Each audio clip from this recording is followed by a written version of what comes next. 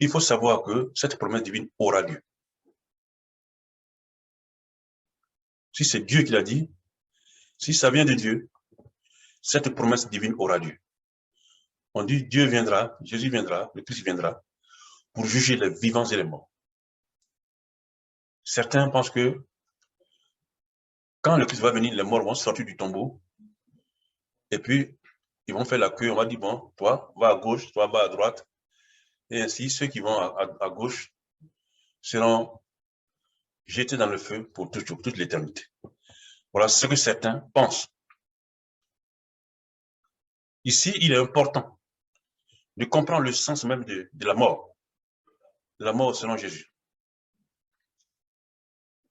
Dans la Bible, un apôtre a dit à Jésus, Seigneur, je vais aller enterrer un de mes parents et puis je vais venir.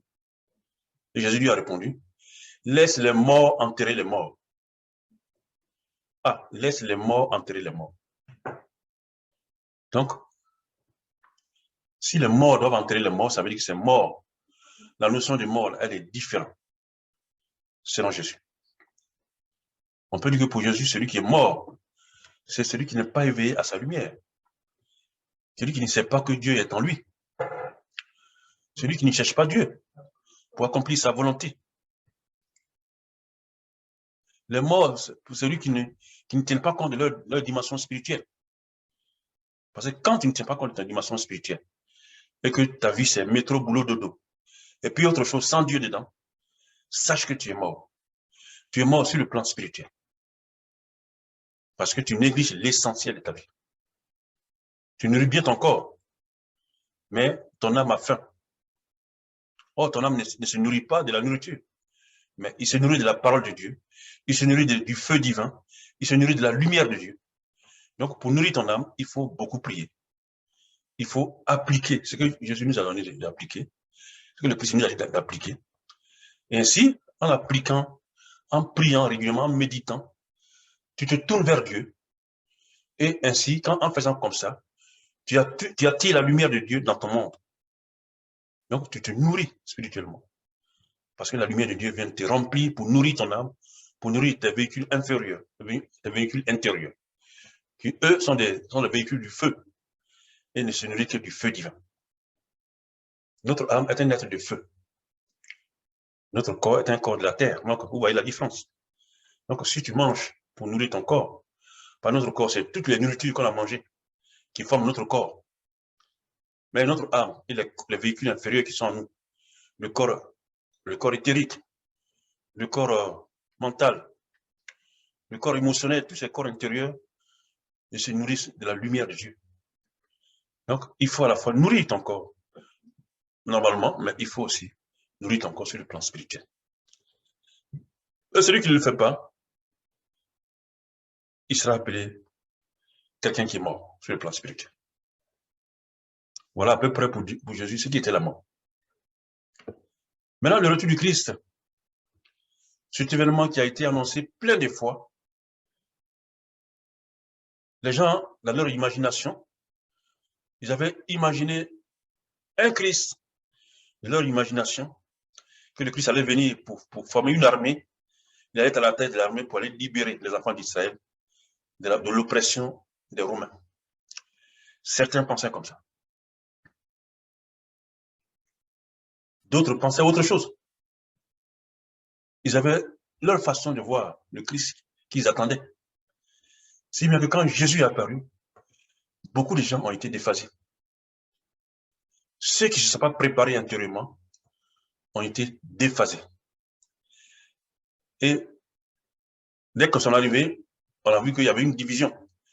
Il y avait des gens qui lui jetaient les pierres, il y avait des gens qui voulaient sa mort, qui le persécutaient quand il faisait ses conférences. On a vu dans la Bible où les gens voulaient le jeter du haut de la falaise pour l'assassiner. C'est comme ça. À chaque fois que ces paroles de vérité touchaient les gens se révoltaient, ils voulaient leur faire du mal. Par contre, d'autres étaient touchés par ce qu'il disait et étaient prêts à le suivre parce que sa parole les touchait jusqu'au plus profond de leur cœur. Voilà ce qui se passe. Donc, le retour du Christ nous demande de nous préparer. De nous préparer pour recevoir la lumière. Parce qu'il faut savoir ce que c'est que le Christ. Le Christ, c'est le oint de Dieu.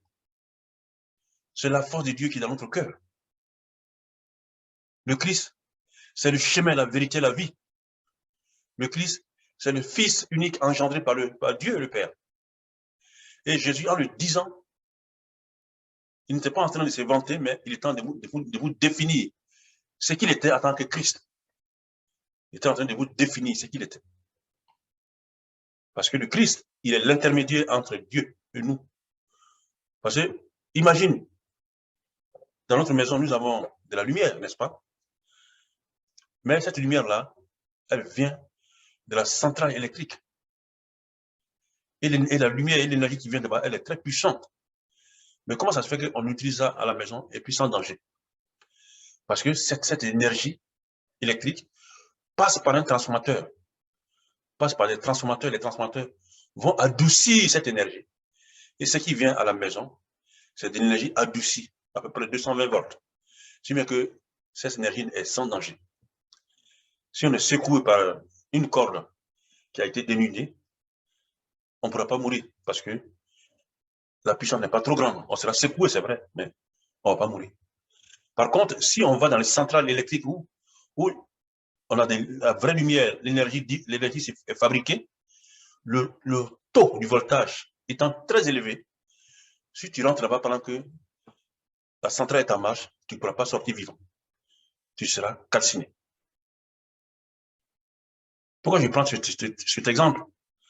Si l'électricité a cette puissante propriété, à plus forte raison, Dieu, c'est plus que l'électricité. C'est un voltage important. Donc, pour que son énergie puisse nous parvenir, il faut un transformateur. Celui qui reçoit l'énergie de Dieu et qui l'adapte à nous. Et c'est celui qui fait ça, on appelle le Christ. Le Christ, donc, est l'intermédiaire entre l'homme et Dieu.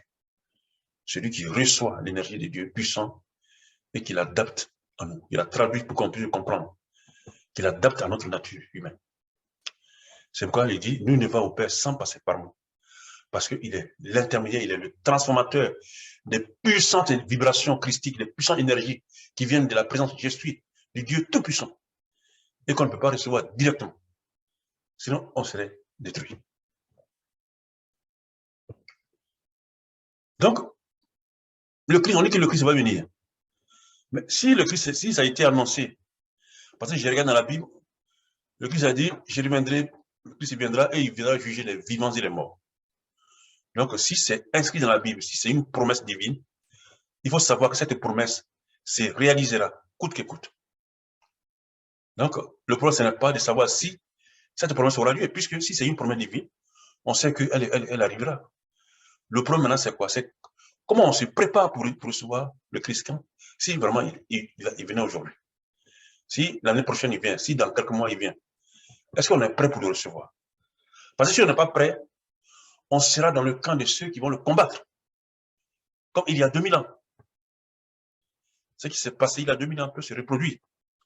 Si on ne se prépare pas intérieurement pour éveiller en nous le Christ qui est dans notre cœur, on ne pourra pas le reconnaître quand il va lancer son message.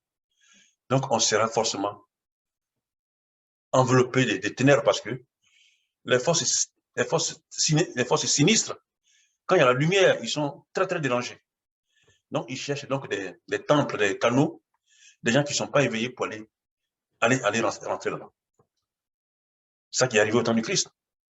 Les gens qui n'étaient pas préparés intérieurement étaient les agents des forces, étaient les marionnettes des forces négatives qui voulaient finir avec le Christ parce qu'il était dérangé par sa lumière. Donc,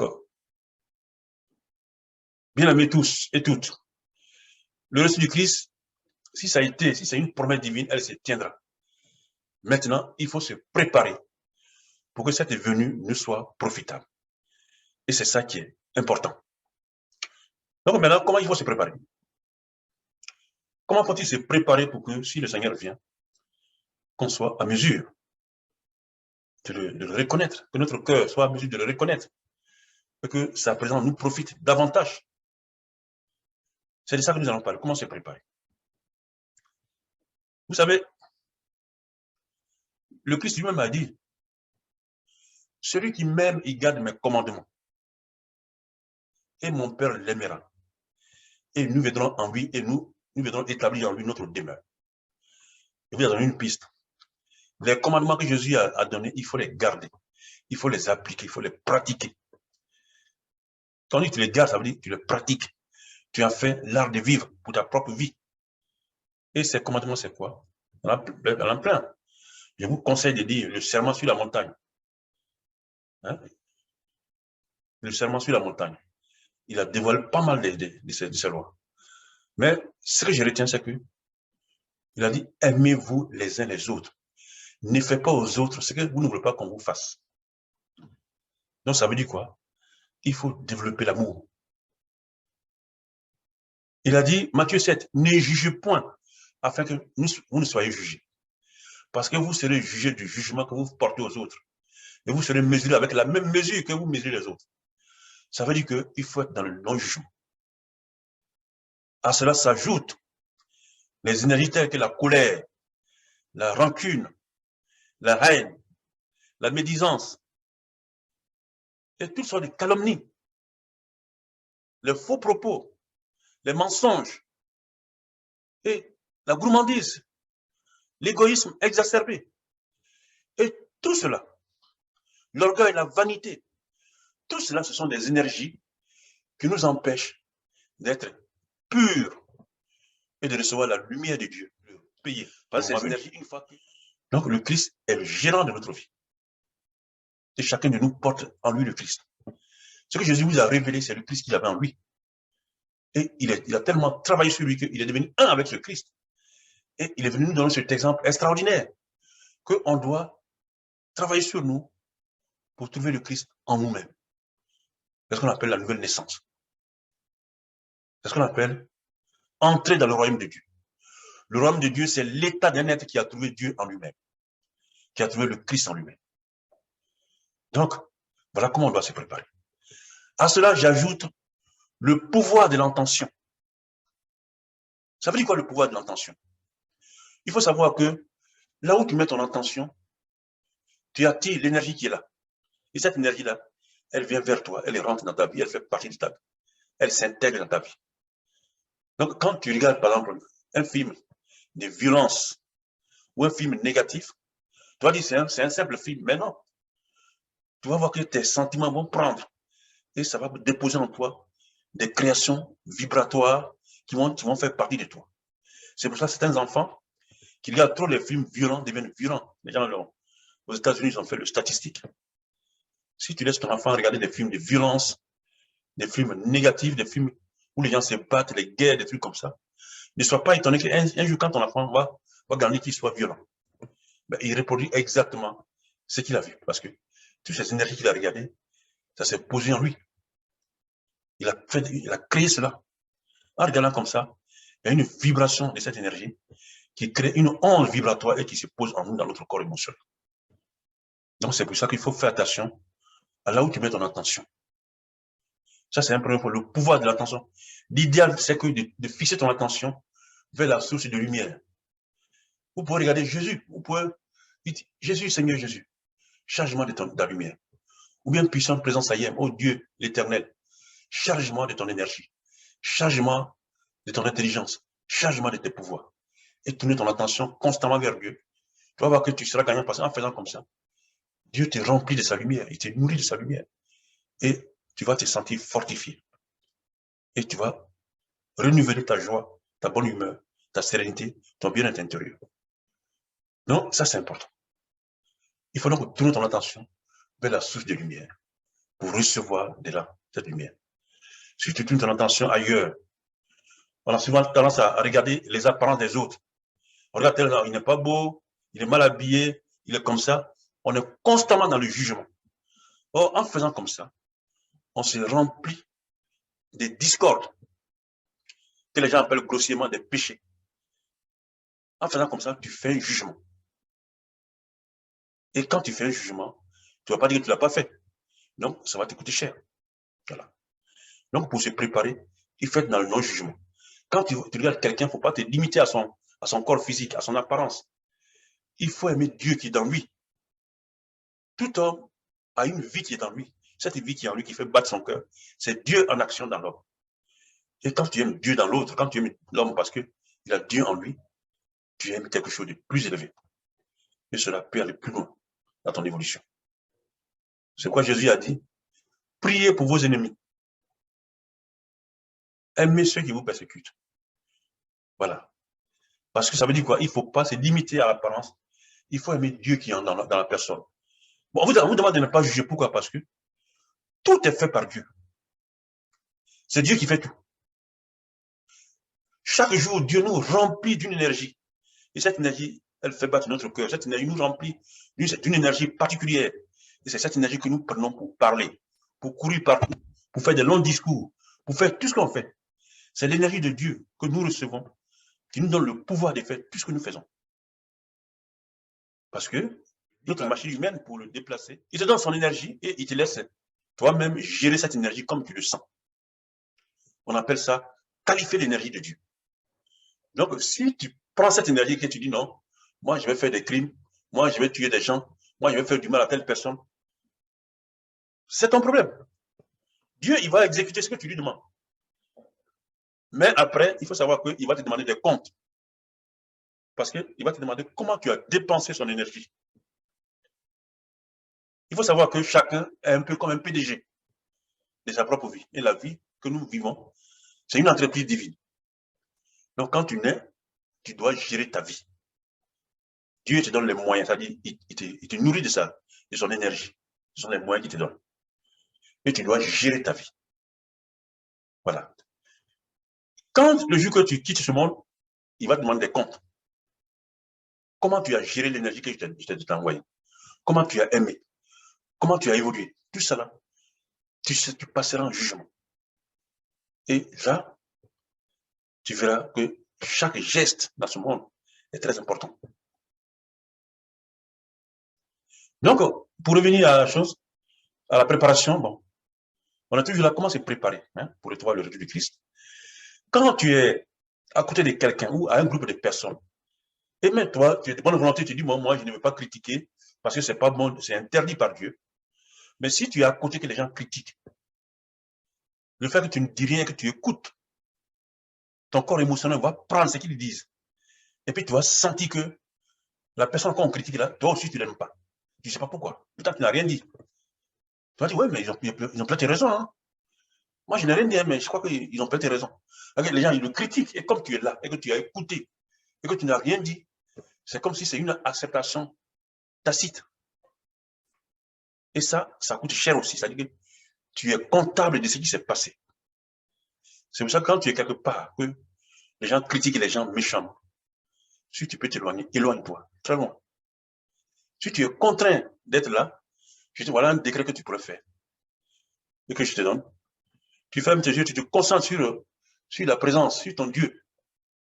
Tu dis par l'autorité de ma bien-aimée puissante présence Ayem ou puissante présence divine, j'interdis à mes sentiments d'enregistrer dans mon corps émotionnel autre chose que les qualités qui existent dans les sentiments de la vie des maîtres ascensionnés. Par l'autorité de ma bien-aimée puissante présence Ayem, j'interdis à mes sentiments d'enregistrer dans l'énergie de mon corps émotionnel autre chose que les qualités qui existent dans les sentiments de la vie des maîtres ascensionnés. Tu le répètes constamment et tu te concentres, ça parle que les gens en critiquent, toi tu n'es pas avec eux, tu es concentré sur le décret, tu te laisses entourer par la lumière de Dieu et tu restes là pour ne pas que ce qu'ils disent soit enregistré dans ton corps émotionnel. Si tu fais ça, tu seras épargné de ce qu'ils font. Et toi, voilà. Donc, il faut savoir que quand les gens, tu es à côté des gens, quand les gens critiquent quelqu'un et que tu n'as rien dit, tu es comptable de cela. Et quand tu critiques les autres, qu'on appelle le jugement, c'est comme si tu critiquais la vie elle-même, parce que c'est la vie qui fait tout. Et cela coûte très cher. Donc, frères et sœurs, il faut être, je récapitule, hein, il faut appliquer les commandements que Jésus a donnés. Il faut aimer ton prochain comme toi-même. Il faut être dans le non-jugement. Il faut arrêter de calomnier, de critiquer, les médisances, la colère, la rancune, les ressentiments, les tristesses, les peurs, les mensonges et tous ces trucs semblables. L'égoïsme, la gourmandise et tous ces trucs semblables, ce sont des poisons de ton évolution spirituelle. Quand tu t'adonnes à ça, nuit et jour, tu resteras un être humain, bien sûr. Et tu vas voir que tu ne feras pas un progrès, un seul progrès. Parce que ce que tu dois comprendre, c'est quoi? C'est qu'on n'est pas des êtres humains. On est des êtres spirituels qui sommes venus dans ce monde pour vivre une expérience humaine. C'est pour ça que quand notre heure finisse, fait que l'homme ne peut pas attirer suffisamment de lumière pour dissoudre pour les limitations qui sont dans ce monde. C'est-à-dire que si tu ne connais pas les lois de la vie, tu ne sais pas comment les lois fonctionnent, et c'est ce que je suis en train de vous expliquer. Quand tu ne connais pas les lois divines et tu les transgresses tout le temps, tu n'attireras pas dans ton monde assez de lumière pour résoudre tes problèmes. Or, les problèmes que nous avons, si nous avons beaucoup de lumière, ces problèmes seront rapidement résolus. C'est parce qu'il n'y a pas assez de lumière dans notre vie que tout bloque. C'est parce qu'il n'y a pas assez de lumière dans ce monde qu'on a des problèmes dans ce monde. Donc, il faut prier et demander à Dieu de remplir nos pays, de remplir ce monde de sa lumière et de dissoudre toutes les créations négatives qui empêchent l'humain d'évoluer. Si nous avons assez de lumière dans ce monde, il régnera dans ce monde une véritable justice. Parce que les gens seront inspirés par Dieu et ils mettront en place des lois justes et bien pour tous. Mais tant que nous sommes dans le noir, parce que ce que vous devez savoir, c'est que si tu vas dans le monde spirituel, pour ceux qui ont la chance d'aller là-bas, tu vas voir que l'humanité est dans le noir complet. Comme s'il faisait une nuit noire. Même si c'est dans la journée. Ça veut dire simplement que beaucoup parmi nous ne sont pas intéressés par leur dimension spirituelle. Et beaucoup mènent une vie ordinaire, dans l'ignorance de leur vie, dans l'ignorance des lois de la vie. Donc, ils ne peuvent pas tirer de la lumière dans leur vie pour résoudre des problèmes. Si bien que sur le plan spirituel, on est dans le noir. Et il faut que ça change. C'est pour ça que Jésus vient pour nous aider à nous tourner vers Dieu pour qu'on puisse remplir notre vie de lumière et remplir notre monde de lumière pour qu'on puisse tous évoluer. Et que chacun qui vient en incarnation puisse mieux se sentir. Donc, si vous voulez que le retour du Christ vous profite, il faut pratiquer tout ce que je viens de dire. Beaucoup de gens m'ont dit, mais moi, je connais la Bible, je maîtrise la Bible par cœur, il n'y a pas de problème. Oui, la connaissance des paroles de la Bible, tout ça, je vois des gens qui sont très forts. Et ça, c'est merveilleux. Mais il faut comprendre une chose. Il y a la connaissance intellectuelle, qui est très intéressante, qui est pas mal. Il y a la connaissance initiatique. À quel moment on arrive à la connaissance initiatique? La connaissance initiatique, c'est quand tu as pratiqué les enseignements de Dieu, que Dieu s'est révélé en toi. Il te fait une révélation intérieure. Tu sens sa présence dans ton cœur. Là, tu viens d'avoir une initiation pratique. Tu viens de te rendre compte de la présence de Dieu dans ton cœur. On appelle ça une connaissance initiatique. Et puis, il y a d'autres connaissances initiatiques. Il y en a que Dieu enlève et puis les envoie au paradis. Ce sont des connaissances initiatiques, c'est-à-dire qu'ils font des expériences qui dépassent l'ordinaire. Parce qu'ils ont pratiqué sincèrement les lois de Dieu et ils ont eu cette grâce-là pour pouvoir contacter le plan supérieur. Donc, il faut pratiquer les enseignements que Dieu donne. Il faut bien sûr les connaître, bien les maîtriser, mais ce qui est important, c'est les pratiquer pour qu'on puisse déclencher un changement. C'est ce qu'on appelle la nouvelle naissance. Et si on déclenche un changement et qu'on applique sincèrement et sérieusement les lois de la vie, alors on pourra accéder à la connaissance intérieure que Jésus a appelée le royaume de Dieu. Le royaume de Dieu, c'est l'état d'un être qui a trouvé Dieu en lui-même. Si tu as découvert Dieu en toi, dans ton cœur, que tu as écouté, ressenti le Christ, si tu as éveillé l'énergie christique dans ton cœur, ça veut dire que tu es rentré dans le royaume de Dieu. Dans le cœur, il y a Dieu en action. Il y a une grande lumière de Dieu qui fait battre le cœur et qui nous maintient en vie, cette lumière-là. C'est le mouvement perpétuel, c'est Dieu en action. Donc Dieu n'est pas aussi loin que vous, on le pense. Il est même plus proche de nous qu'on peut imaginer, il est dans notre cœur. Donc il sait tout ce qu'on fait. Voilà ce qu'il faut savoir. Donc, le Christ vient pour nous aider à aller plus loin dans notre veille. Donc, il faut se préparer de cette façon pour que quand il va venir, nous fassions partie de ceux qui vont le reconnaître par notre cœur et qui vont apprécier ce qu'il va nous donner, qui vont apprécier sa bénédiction, voilà, et qui vont coopérer avec lui pour le bien de toute l'humanité.